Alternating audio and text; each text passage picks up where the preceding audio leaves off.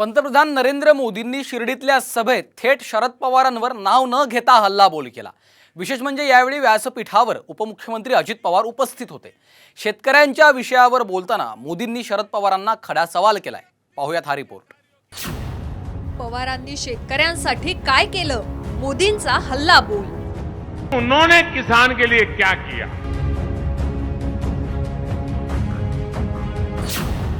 अजितदादांच्या उपस्थितीत मोदींची पवारांवर टीका।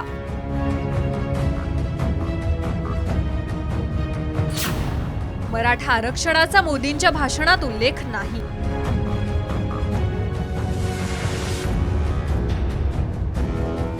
मराठा आरक्षणाच्या मुद्द्यावरून महाराष्ट्रात रान पेटलेलं असतानाच पंतप्रधान नरेंद्र मोदी महाराष्ट्राच्या दौऱ्यावर आले होते। शिर्डीच्या साईबाबांचं दर्शन घेऊन त्यांनी आरती केली। त्यानंतर त्यांनी निळवंडेच्या डाव्या कालव्याचं उद्घाटन केलं। त्यानंतर मोदींनी शेतकरी मेळाव्यात बोलताना नाव न घेता शरद पवारांवर जोरदार टीका केली। कृषी मंत्री असताना पवारांनी शेतकऱ्यांसाठी काय केलं असा सवाल त्यांनी अजित पवारांसमोरच केला।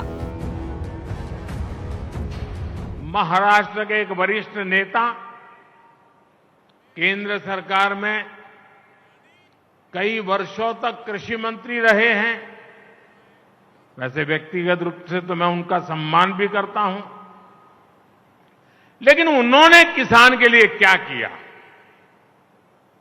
7 साल के अपने कार्यकाल में उन्होंने देश भर के किसानों से सिर्फ यह आंकड़ा याद रखना, 7 साल में देश भर के किसानों से सिर्फ 3.5 लाख करोड़ रुपए का एमएसपी पर अनाज खरीदा, जबकि हमारी सरकार 7 वर्षों में एमएसपी के रूप में इतने ही समय में 13.5 लाख करोड़ रुपए किसानों को दे चुकी है। अजित पवार यांच्या समोरच मोदींनी भाजपेतर पक्षांच्या सरकारच्या काळातला भ्रष्टाचाराचा पाढा वाचला।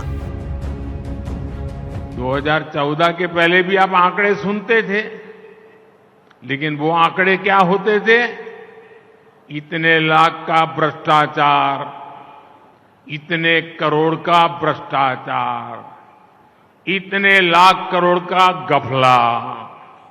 अब क्या हो रहा है?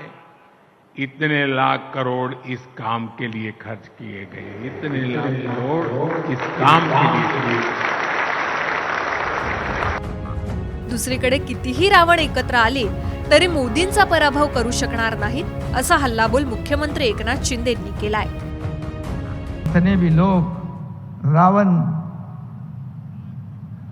एक हो जाए, कितने भी इकट्ठा हो जाए, वो इंडिया अलायंस क्या कुछ बना है और आपको कोई भी आपका बाल बाका नहीं कर सकते।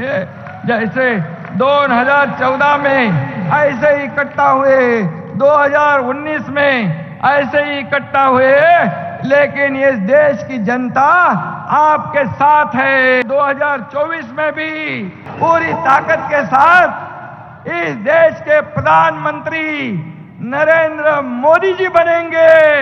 ये पत्थर की लकीर है, एक मोदी सब पे भारी। मराठा आरक्षण आंदोलनाच्या पार्श्वभूमीवर होणाऱ्या मोदींच्या या दौऱ्यासाठी कडेकोट बंदोबस्त करण्यात आला होता। आरक्षणावर मोदी काहीतरी बोलतील अशी अपेक्षा केली जात होती, पण मराठा आरक्षणाच्या मुद्द्यावर मोदींनी आपल्या भाषणात चकार शब्दही काढला नाही। त्यामुळे नाराज होत मराठा बांधव सभेतून बाहेर पडले। जरांगे पाटलांनीही यावरून टीका केली आहे।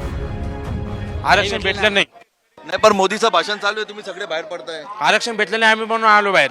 हे काही सांगितलं नाही, काही बोललंच नाही। तिन्ही वक्त्यांनी काही सांगितलं नाही आणि मोदी साहेबांकडून ती अपेक्षा नाही, कोणत्याही प्रकारचा त्याचा उल्लेख केला नाही। म्हणून आम्ही ना ही सभा आहे ना अर्धी सोडून घरी चाललो।